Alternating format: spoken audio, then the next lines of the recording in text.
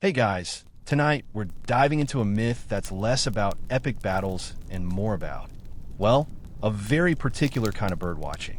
Imagine, if you will, a moonlit night, soft breezes rustling through olive groves, and you're a queen, perhaps admiring the stars, completely unaware that the king of the gods, Zeus himself, is currently transforming into a rather large, feathery creature with intentions that are anything but ornithological. You might survive a dragon, or even a hydra, but resisting the charms of God, even in avian form, is a challenge you probably won't survive with your peace of mind intact. So, before you get comfortable, take a moment to like the video and subscribe, but only if you genuinely enjoy what I do here. And as you settle in, perhaps share your location and local time in the comments. It's always fascinating to see just how far and wide these sleepy stories travel. Now, dim the lights, maybe turn on a fan for that soft background hum, and let's ease into tonight's journey together. Our story, or rather, our gentle meandering through a very specific corner of Greek mythology, begins, as so many do, with Zeus. Now, Zeus, as you might recall from our previous ramblings about ancient divine shenanigans, wasn't exactly known for his monogamy. He was, to put it mildly, a bit of a philanderer.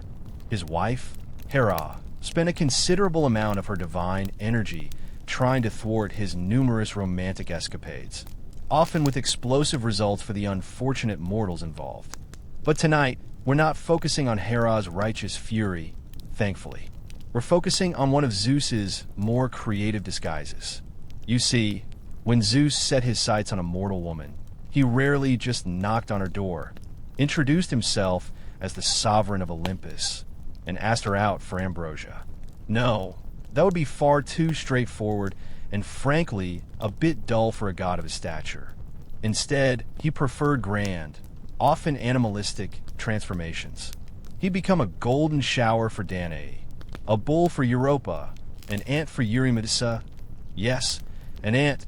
Imagine the awkward pickup lines there. And in our story tonight, a majestic swan for the Spartan queen, Leda. This wasn't just about stealth, though you might think a giant swan would stick out. It was also about the allure, the element of surprise, and perhaps the sheer theatricality of it all. Zeus was above all a showman. He loved a grand entrance, and even more, a grand exit that left mortals scratching their heads and possibly, in Leda's case, staring at an unusually large egg. It's important to remember that for the ancient Greeks, these myths weren't just fanciful tales. They were explanations for the world around them, woven into the fabric of their daily lives, their art, their rituals. They offered a framework for understanding divine power. Human, your local pigeon, might actually be a cosmic entity. Slightly less glamorous, perhaps, but equally unsettling if you stop to think about it. So, let's turn our attention to Leda, the mortal queen at the heart of this feathery tale. She was, as stories tell us, the queen of Sparta, married to King Tyndareus. Now, Sparta in ancient times wasn't quite the Spartan we often imagine from movies, all stern warriors and gruff discipline. It was like many Greek city-states, a place with its own customs, its own rhythms, and its own quiet moments. Leda, as a queen, would have overseen the household, managed the royal court, and likely spent time in the royal gardens or by the Euxotes River, where much of this particular myth unfolds. You can picture her, perhaps, in flowing linen, the scent of wildflowers on the breeze, far from the machinations of the Olympian gods. She was, by all accounts, a woman of beauty and grace, living a relatively serene existence, or at least as serene as life could be when you were a mortal queen in ancient Greece. Her days would have been filled with the ordinary yet timeless tasks of a queen. Overseeing textiles, perhaps enjoying the early morning light as it kissed the peaks of Mount Taygetus, or simply observing the world around her. There's a mundane beauty to these details, isn't there? A reminder that even in the grand narratives of mythology, there are always human lives unfolding, filled with their own small joys and quiet routines. And it's into this seemingly tranquil existence that Zeus, in his infinite and rather pushy wisdom, decides to insert himself. It's important to understand the context of divine-mortal interactions in Greek mythology. For the gods, mortals were often playthings, sources of amusement, or objects of fleeting desire. Their actions rarely considered the long-term emotional or social ramifications for the humans involved. This particular story is a prime example of that divine self-interest.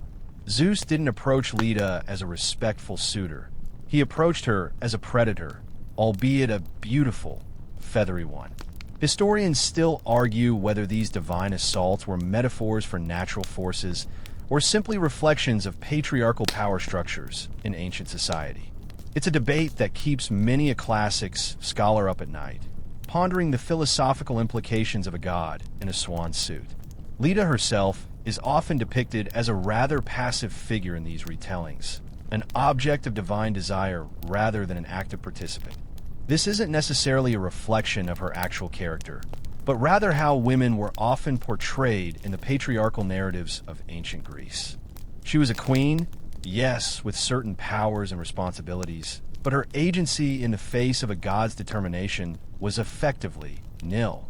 You'd be hard-pressed to tell the king of the gods, "No thanks, I'm just enjoying my evening stroll," especially when he's decided to arrive as a truly magnificent, if somewhat unnerving, bird. It's like being courted by a particularly aggressive, yet strangely captivating peacock.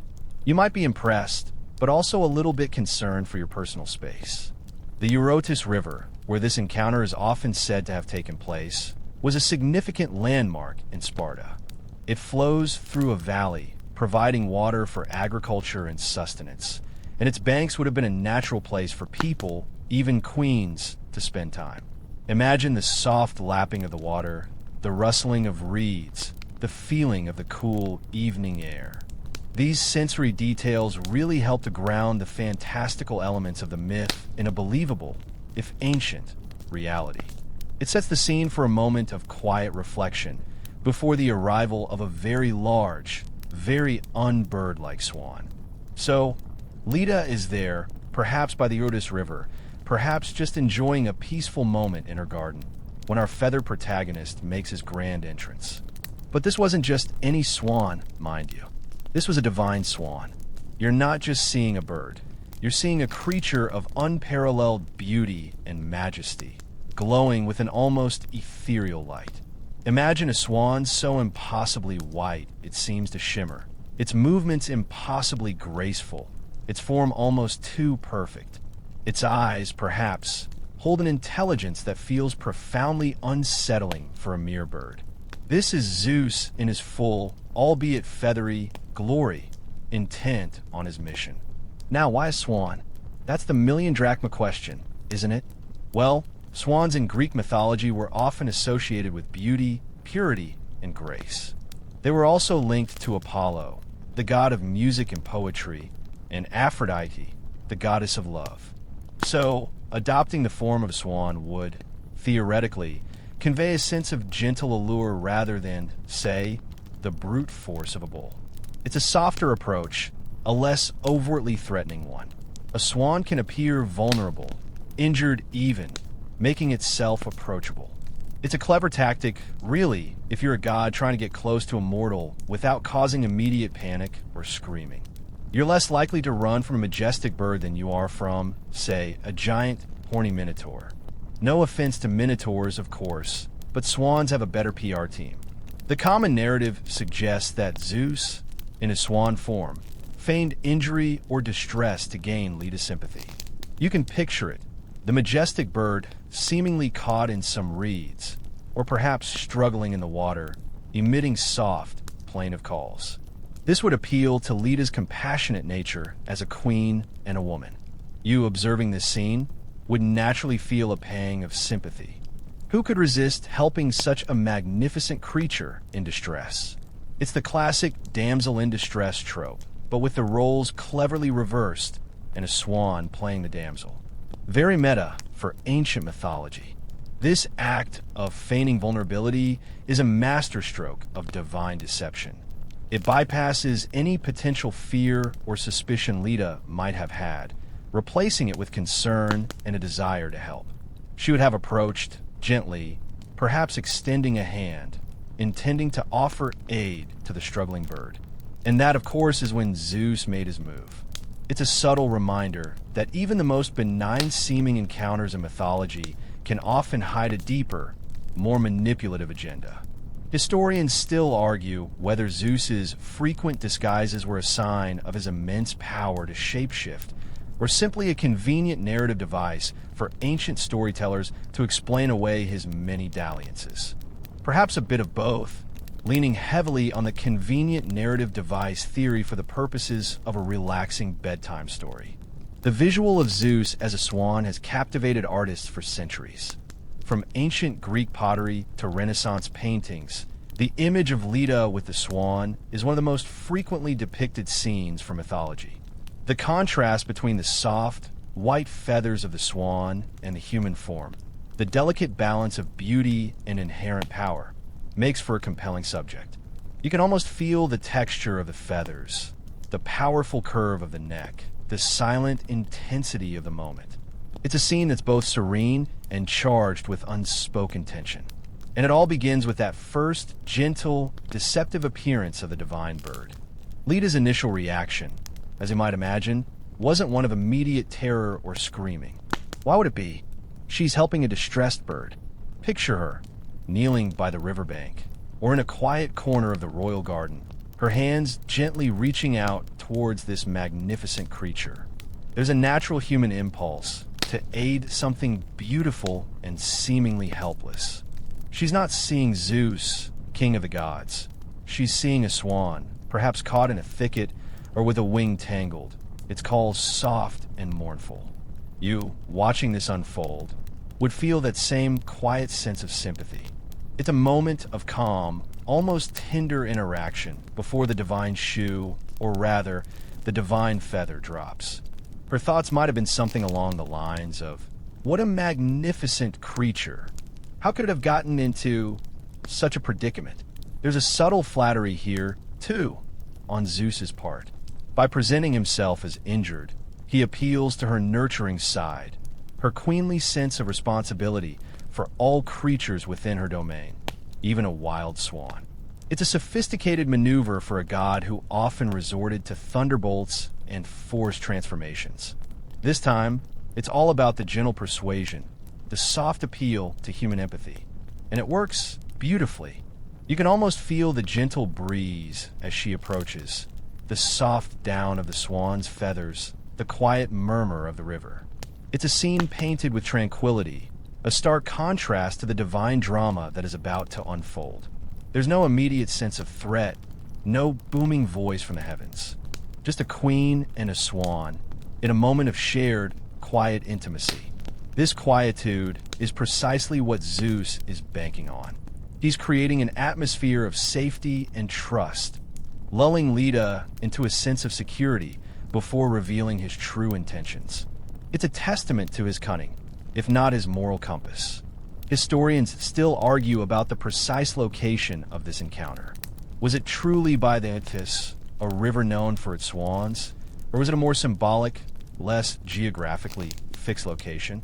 The ambiguity allows for the myth to float, untethered by strict historical mapping, existing more in the realm of poetic imagery than cartographical precision.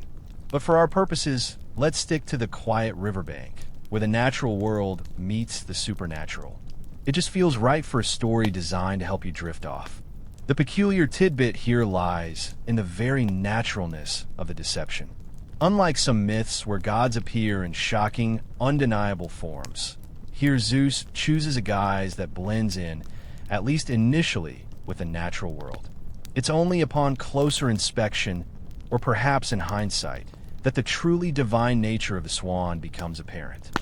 Leda's acceptance of the swan as just a swan highlights the porous boundary between the mortal and immortal realms in Greek thought.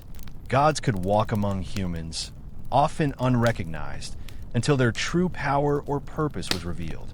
It's like finding out your surprisingly eloquent mailman is actually an undercover deity. A bit of a shock, really, after you've just handed him your bills. Once Leda's sympathy was fully engaged, and she was close enough, Zeus, still in his magnificent swan form, began his seduction. This wasn't a loud, booming declaration of love or a sudden, terrifying transformation. No, this was a more subtle, insidious charm offensive. The swan would have nuzzled her hand, perhaps, or rubbed its soft head against her arm, exhibiting a startling degree of affection and trust for a wild creature. You might even feel a pang of longing watching this display, a desire to experience such an intense, beautiful connection with nature. But remember, this isn't nature. It's a god in disguise, and his intentions are far from innocent. The softness of the swan's feathers, the warmth of its body, the gentle, almost purring sounds it might have made, these would all have contributed to an overwhelming sensory experience. Zeus was appealing to Leda's senses, creating a deeply immersive and, for her, disarming moment. It's a classic move. Create a sense of safety and intimacy, then exploit it. A cunning strategy, if a morally dubious one. It's like a particularly adorable kitten batting its eyelashes at you, right before it shreds your favorite couch. You can't help but be charmed, even as you know, deep down, something isn't quite right. This particular seduction wasn't about overpowering Leda physically, but rather emotionally and psychologically. He overwhelmed her with beauty and a manufactured vulnerability. It's a reminder that power doesn't always manifest as brute force. Sometimes it's far more subtle, wrapped in a deceptively gentle package. And in the context of Greek mythology, the gods often use these subtle forms of manipulation, blurring the lines between consent and divine imperative. Historians still argue whether these myths serve to explain natural phenomena or reflect societal power dynamics. And Leda and the Swan story certainly gives plenty of fodder for both theories. The sheer magnetism of a divine being, even in animal form, would have been irresistible. Leda wouldn't have just felt pity. She would have felt a powerful, almost primal attraction. Zeus wasn't just a swan. He was the idea of a swan, perfected and imbued with divine allure. It's the difference between seeing a beautiful painting and actually stepping into the painting.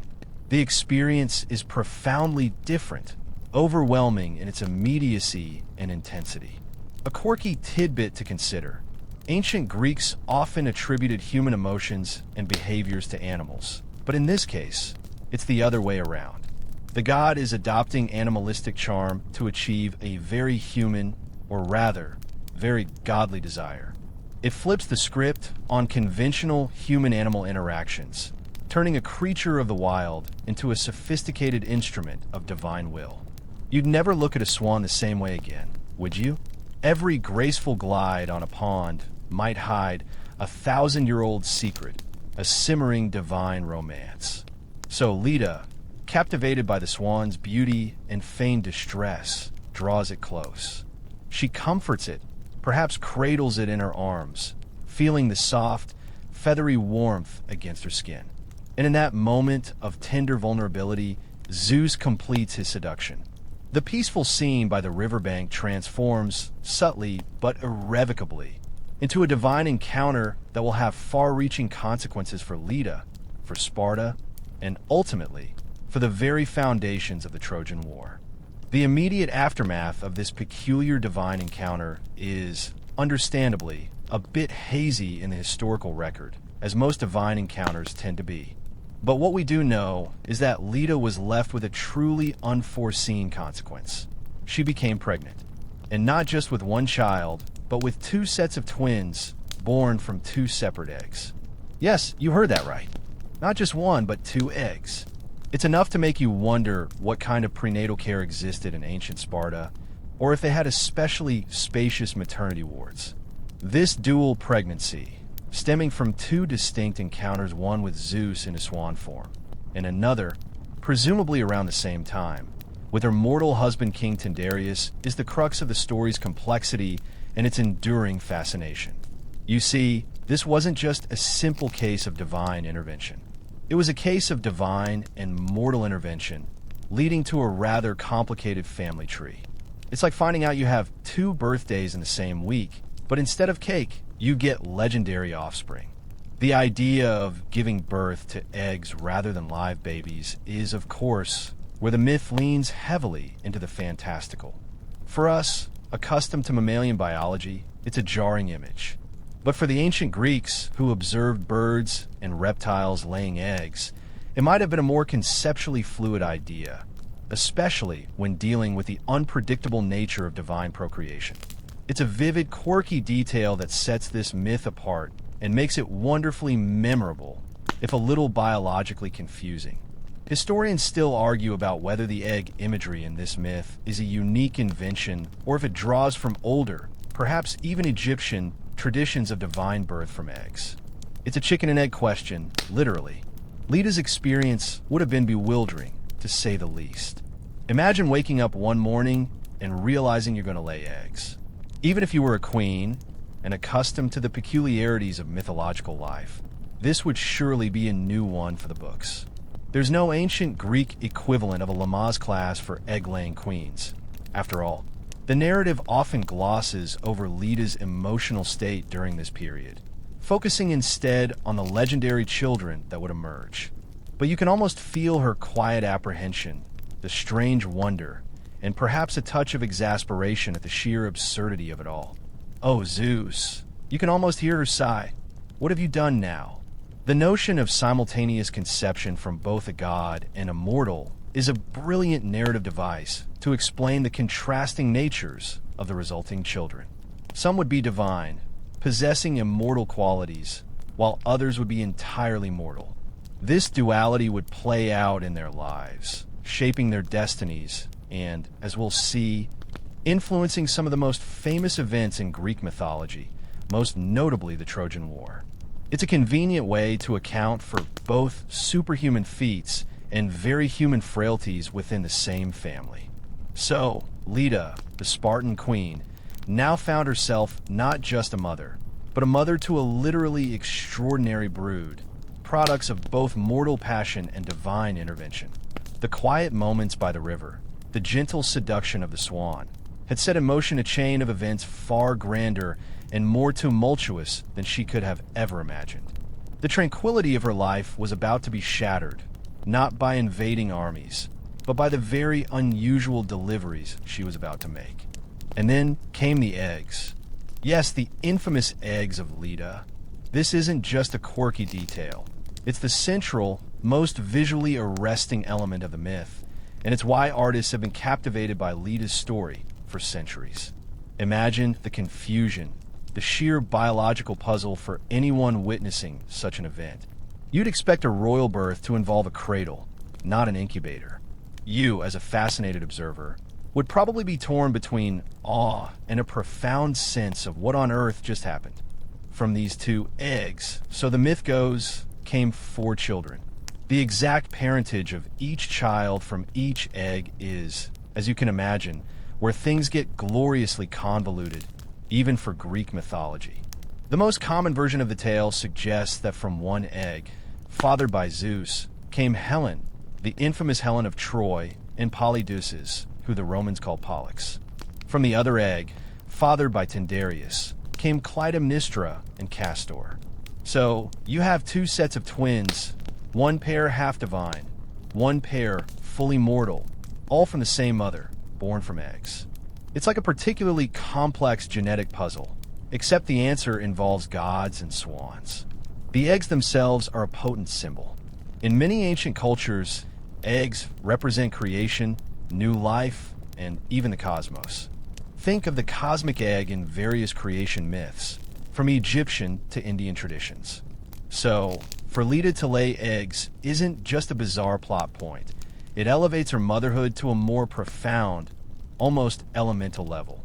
It suggests that her offspring are not just human, but beings of a unique, foundational nature. It's a neat trick, allowing for the birth of mortals and immortals from the same source, without resorting to more direct divine means. This concept of birth from an egg also serves a crucial narrative purpose. It visually distinguishes these children, marking them as special, as born under extraordinary circumstances. It's not every day a queen hatches her offspring.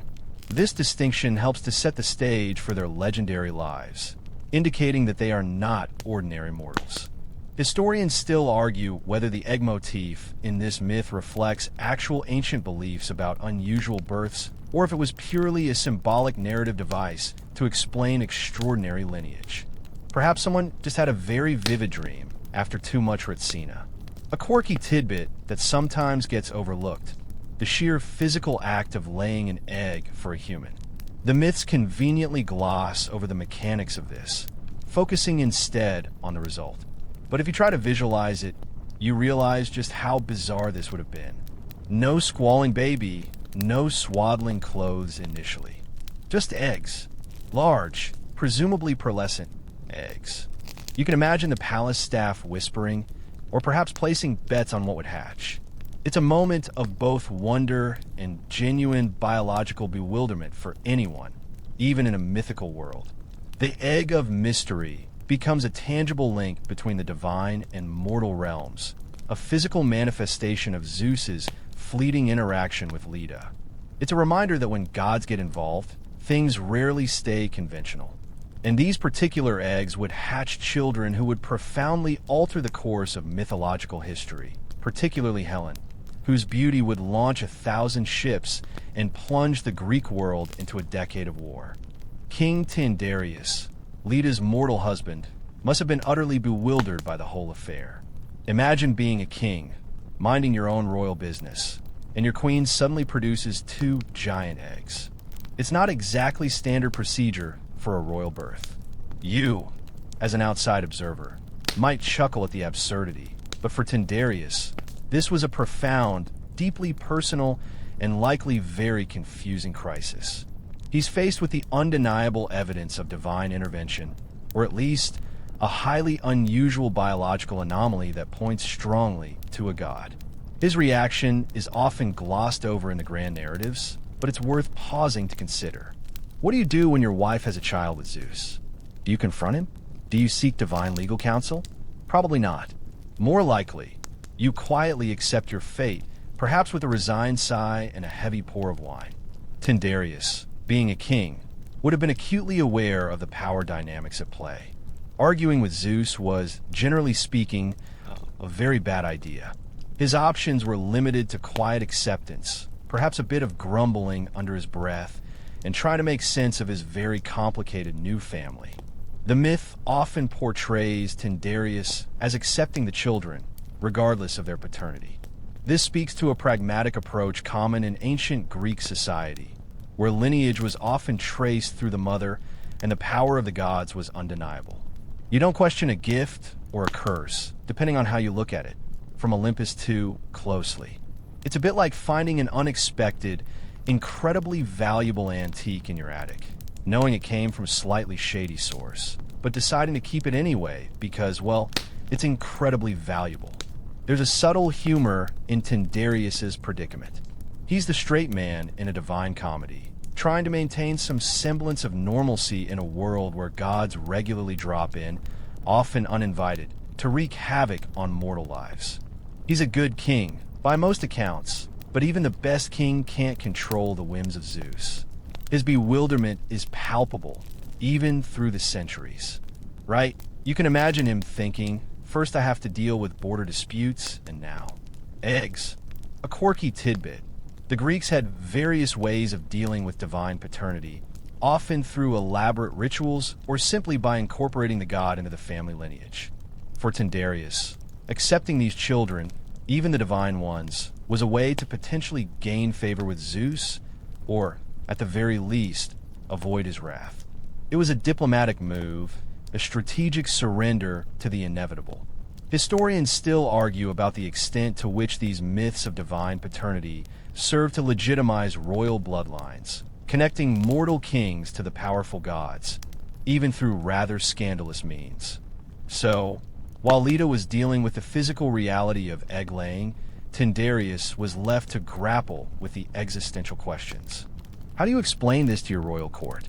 How do you raise children, some of whom might be literal demigods, alongside your fully mortal offspring? It's a delicate balance, trying to provide a stable upbringing for children who have half of Olympus in their veins. The quiet dignity with which Tyndareus seems to have handled this extraordinary situation is, in itself, a testament to his character. Or perhaps he just had a very strong, calming tea. From those mysterious eggs, two daughters emerged who would become legends in their own right, shaping the very course of ancient Greek history, Helen and Clytemnestra. But here's where the peculiar parentage gets truly interesting. Helen, the one whose beauty would launch 1,000 ships and ignite the Trojan War, is traditionally considered the daughter of Zeus, the result of that very elegant, very feathery seduction. You can almost see the divine glow about her, even in infancy. Clytemnestra, on the other hand, is usually attributed to King Tyndareus, making her fully mortal. Now, imagine this dynamic in a family. You have two sisters, twins, born from the same mother at essentially the same time, but one is a demigod, imbued with divine allure, and the other is entirely human. That's a recipe for some serious sibling rivalry, or at the very least, some fascinating conversations around the dinner table. So, Helen, how was your day? Any more unsolicited divine visits? You can almost hear the gentle sarcasm from Clytemnestra. Helen's early life, presumably, was marked by her extraordinary beauty, which the myths say was a direct inheritance from her divine father. This beauty wasn't just skin deep. It was a compelling, almost supernatural charm that made her irresistible to mortals and gods alike. It's the kind of beauty that, while enviable, also comes with a significant burden, attracting unwanted attention and setting her on a path of destiny she had little control over. It's like being born with a magical, shimmering halo that unfortunately also acts as a giant trouble magnet. Clytemnestra, by contrast, grew up with a different fate. Though a queen and powerful in her own right later in life, her story is less about divine charm and more about human ambition, betrayal, and a fierce, sometimes vengeful, spirit. Her life would intertwine inextricably with Helen's, particularly through the Trojan War, but her narrative arc is distinctly mortal, grounded in human passions and frailties. This contrast between the divinely touched Helen and the resolutely human Clytemnestra is a core element of the myth, showcasing the different paths taken by those with godly blood and those without. A quirky tidbit: some versions of the myth suggest that only one egg was laid, containing both divine and mortal twins, further complicating the idea of dual parentage. It's a testament to the fluid nature of oral tradition and storytelling, where details shift and evolve over time, like ripples in a calm pond. Historians still argue whether the splitting of parentage was a later addition to the myth to explain the differing fates and characters of the children, or if it was an original element from the start. So, these two girls, growing up in the royal palace of Sparta, will have shared childhood experiences, learned the same lessons, yet one was marked for an almost unbelievable destiny, driven by the very divine spark that gave her life. Helen's birth, directly attributable to Zeus, set in motion a chain of events that would devastate kingdoms and claim countless lives. Her face, as the saying goes, would launch 1,000 ships, all because of a particularly persistent swan and a very susceptible queen. The quiet unfolding of their childhood belied the storm that would eventually engulf the entire Greek world. But Helen and Clytemnestra weren't the only unusual offspring to emerge from Leda's peculiar maternity ward.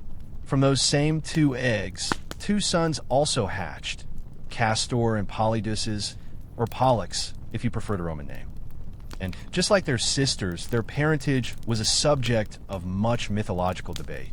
The prevailing belief, as you might recall, was that Castor was the mortal son of Tyndareus, while Polydeuces, like Helen, was the divine son of Zeus. This made them, along with their sisters, the infamous Dioscuri, literally sons of Zeus, even if only two of them technically had divine paternity. It's a bit like having a family reunion where some cousins have superpowers and others are really, really good at accounting. Castor and Polydeuces were inseparable. They were renowned for their athletic prowess, their bravery, and their deep, abiding fraternal bond. Castor was an expert horseman and charioteer, a skill that would make him invaluable in battles and races.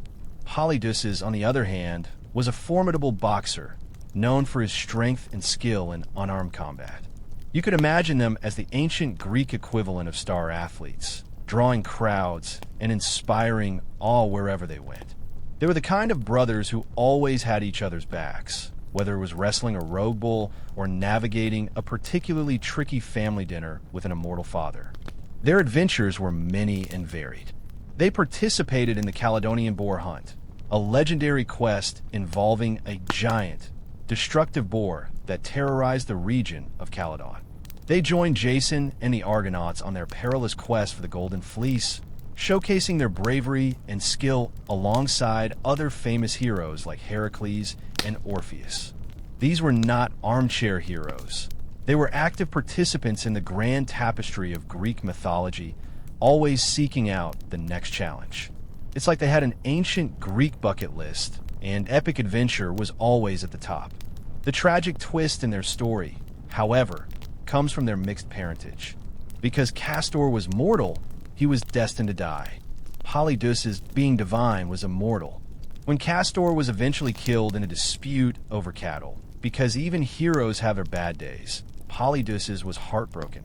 He couldn't bear to live without his brother and pleaded with Zeus to share his immortality with Castor. You can just imagine the scene. A powerful god, weeping over his mortal brother, begging for a divine intervention. It's a genuinely touching moment amidst all the divine shenanigans. Zeus, moved by Polydeuces' devotion, granted his wish, but with a condition. The brothers would have to alternate between Olympus and the underworld. One day in the realm of the gods, one day in the realm of the dead. This meant they would never truly be separated, but their existence would be a constant cycle of life and death. It's a peculiar form of immortality, isn't it? Like being stuck in a celestial timeshare, except one of the destinations is significantly gloomier. Historians still argue whether this alternation reflects an ancient belief about the cycle of seasons, or if it's a narrative way to emphasize the unbreakable bond of brotherhood even across the ultimate divide. This ultimate sacrifice and shared existence cemented their legacy, making them symbols of fraternal loyalty and shared destiny. You see them depicted together, often riding horses or engaged in combat, a testament to their enduring bond. And it all goes back to those two mysterious eggs laid by Leda, products of both mortal king and divine Swan. The question of divine paternity is truly where the Leda myth gets its most fascinating philosophical and narrative knots tied. Specifically, the ongoing debate about who fathered which twin. While the most common version, as we've discussed, assigns Helen and Polydeuces to Zeus and Clytemnestra and Castor to Tyndareus, it's not universally agreed upon, even in ancient sources. Some accounts claim that all 4 children were fathered by Zeus. Others suggest that the eggs themselves were already imbued with the dual nature, and it was less about individual paternity and more about the strange, fertile circumstance of the event. You see, in ancient Greek mythology, divine intervention often came with a side of ambiguity. Gods didn't always leave clear paternity tests behind. This ambiguity allowed for different regions or different storytellers to adapt the myths to suit their own traditions or to emphasize different aspects of the characters. It's like a particularly complex game of telephone spanning centuries, with each retelling adding a slightly different twist. You, as a modern listener, can appreciate the layers of interpretation this creates, making the myth richer and more intriguing. This lack of absolute certainty about parentage is a quirky tidbit in itself. It highlights the fluidity of mythological narratives. Unlike modern legal systems that demand clear lineage, ancient myths thrived on mystery and multiple possibilities. It means that while you might go to bed thinking Helen was definitely Zeus's daughter, you could easily find another ancient text that would make you question it. It's a good reminder not to be too dogmatic about mythological facts. They tend to squirm a bit. Historians still argue whether this paternal uncertainty was a deliberate storytelling choice to create intrigue and underscore the unpredictable nature of divine power, or if it reflects the blending of various regional myths over time. Perhaps there were local cults that emphasized Tyndareus' role, while others focused on Zeus.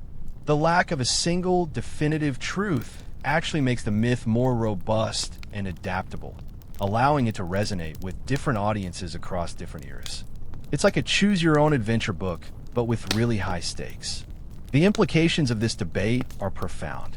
If all four children were Zeus's, it elevates the entire family to a truly Olympian level of connection, explaining their extraordinary destinies. If some were mortal and some divine, it creates a fascinating contrast, a tension between human limitations and godly power playing out within a single family unit. This duality is particularly poignant in the story of Castor and Polydeuces, where one's mortality highlights the other's immortality, leading to that heartbreaking yet ultimately inspiring sacrifice. So, as you drift off, ponder this. Was Helen truly born of a swan god, or did some clever ancient storyteller just prefer that version for its dramatic flair? The beauty of mythology is that you don't necessarily need a definitive answer.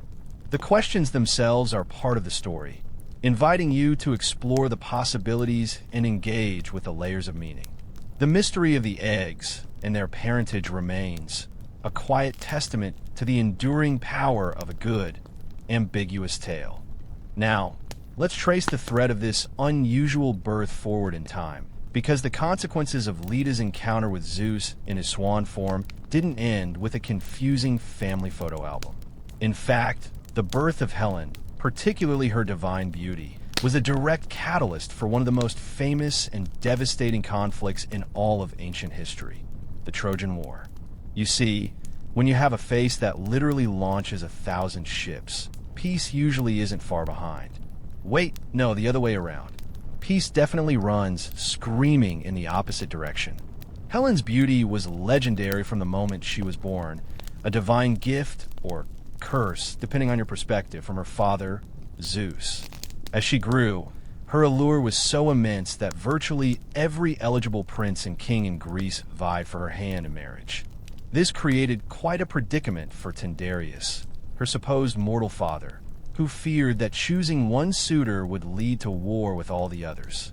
Imagine having so many high-powered admirers that you need to implement a no fighting over the bride rule just to get through the engagement party. This led to the famous Oath of Tyndareus, a clever solution proposed by Odysseus, another famous Greek hero. Each suitor had to swear an oath to defend Helen's chosen husband, should anyone ever try to take her away. This oath, while seemingly brilliant at the time, would prove to be a tragic irony, as it bound all the major Greek heroes to Helen's fate. It's like signing an indefinite contract for a minor inconvenience, only for that inconvenience to turn into a decade-long war. You just never know, do you? So, Helen married Menelaus, the king of Sparta, and for a time, there was peace. But then came Paris, a prince from Troy, who, guided by the goddess Aphrodite, who had promised him the most beautiful woman in the world, visited Sparta. He promptly abducted Helen, either by persuasion or force, depending on the version of the myth. This act, the abduction of Helen, was the spark that ignited the tinderbox of the Oath of Tyndareus. You can almost hear the collective groans of the Greek kings. Oh, come on. We just swore an oath. The oath compelled all the Greek heroes, including legendary figures like Achilles, Agamemnon, Menelaus' brother, and Odysseus himself, to rally to Menelaus' cause and sail to Troy to bring Helen back. This massive expedition became the Trojan War, a conflict that lasted for 10 long years, filled with heroic deeds, divine interventions, and immense suffering. Historians still argue about whether the Trojan War, as depicted in Homer's epics, was a historical event, a conflation of many smaller conflicts, or entirely a work of poetic imagination. Either way, its impact on Western culture is undeniable. A quirky tidbit: some ancient sources suggest Helen never actually went to Troy at all, but was instead spirited away to Egypt by the gods, and a phantom image of her went to Troy in her place. This version, attributed to the poet Stesichorus, tries to absolve Helen of blame for the war, making her a victim of divine trickery rather than a willing participant. It's a convenient way to rewrite history, isn't it? It wasn't me, it was my magically created doppelganger. Thus, the peculiar encounter between a queen and a swan by a riverbank in Sparta led, indirectly but inexorably, to one of the greatest conflicts of the ancient world. The ripple effect of Zeus's fleeting desire was immense, forever linking Helen's divine birth to the tragic fate of Troy. The story of Leda and the Swan, despite its rather unsettling premise, has resonated deeply throughout history, particularly in the realm of art. You see, the visual potential of a beautiful woman interacting with a majestic swan proved irresistible to artists from ancient times right up to the modern era. It's one of those myths that just begs to be painted, sculpted, or otherwise immortalized. And when you think about it, it's easy to see why. The graceful lines of the swan, the human form, the inherent tension and beauty of the encounter, it's a compelling subject. From Roman frescoes to Renaissance masterpieces, the image of Leda embracing the swan became a recurring motif. Artists like Leonardo da Vinci, Michelangelo, Correggio, and Rubens all tackled the subject, each bringing their own unique style and interpretation to the myth. You can find versions that are incredibly tender and lyrical, focusing on the beauty of the encounter, and others that are more explicit and charged, highlighting the sexual nature of the act. It's fascinating how different eras and different artists interpreted the same myth through their own cultural lenses. Imagine wandering through a gallery and seeing 50 different versions of the same peculiar swan story. It's quite the visual journey. Leonardo da Vinci's Leda and the Swan, though now lost, is known through copies and sketches and was said to be a work of extraordinary beauty, focusing on Leda's serene expression and the swan's graceful curve. Michelangelo's version, also lost but known through copies, was more muscular and dynamic, reflecting his characteristic style. Correggio's painting, still surviving, is perhaps one of the most sensual and intimate interpretations, capturing the gentle seduction of the moment. These works weren't just decorative. They were explorations of beauty, power, and the complex relationship between the divine and the mortal. A quirky tidbit is that, during certain periods, particularly the more prudish eras, these depictions were often deemed scandalous due to their explicit nature. Many were hidden away, censored, or even destroyed. It's a testament to the enduring power of the myth that it continued to be depicted despite social pressures, hinting at a fascination with its themes that transcended mere modesty. It's like a piece of art that refuses to be ignored, no matter how many disapproving glances it receives. Historians still argue about the precise, symbolic interpretations artists were trying to convey through these works. Were they simply depicting a classical myth? Were they exploring themes of divine love, eroticism, or even the subtle power dynamics inherent in the human-animal relationship? The ambiguity of the myth itself allowed for a rich tapestry of artistic interpretation, making each painting a conversation piece in its own right. You could spend hours just pondering the different ways artists chose to portray Leda's expression alone. So, the next time you see a painting of a swan and a woman, remember the story of Leda. It's more than just a beautiful image. It's a centuries-long artistic conversation about power, beauty, desire, and the enduring allure of a very unusual divine encounter. The myth continues to inspire, to challenge, and to subtly remind us that even the most peculiar stories can have a lasting impact on our cultural imagination. In the quiet hum of our modern world, far removed from ancient olive groves and the whims of sky gods, how do we interpret a myth like Leda and the Swan? Our contemporary sensibilities often collide with the ancient narratives, especially when dealing with themes of consent, power, and divine authority. You see, what might have been viewed as a captivating, even romantic, tale in antiquity can feel deeply uncomfortable through a modern lens. It's a bit like trying to fit a square peg into a very round 21st century hole. Modern interpretations often focus on the problematic aspects of Zeus's actions. The concept of divine right or godly privilege to impose oneself upon a mortal, regardless of their will, is sharply contrasted with our understanding of individual autonomy and agency. Zeus's deception and the subsequent impregnation of Leda are viewed not as romantic encounters, but as acts of coercion and sexual assault. This shift in perspective reflects our evolving ethical frameworks and our increased awareness of power imbalances. It's a good sign, really, that we're asking these questions, even if the answers make old myths feel a little less dreamy. This critical reevaluation of classical myths is a vibrant part of contemporary scholarship. We're not just passively consuming these stories anymore. We're actively interrogating them, asking what they truly represent and how they might have reinforced societal norms that we now find problematic. Historians and literary scholars still argue about whether it's fair to judge ancient myths by modern standards, or if we should try to understand them purely within their original cultural context. It's a tricky balance, like trying to dance on a tightrope while wearing historical spectacles. A quirky tidbit in modern interpretations is the psychological reading of the myth. Some scholars view the swan as a symbol of the subconscious, or even a manifestation of Leda's own suppressed desires, rather than a literal divine intervention.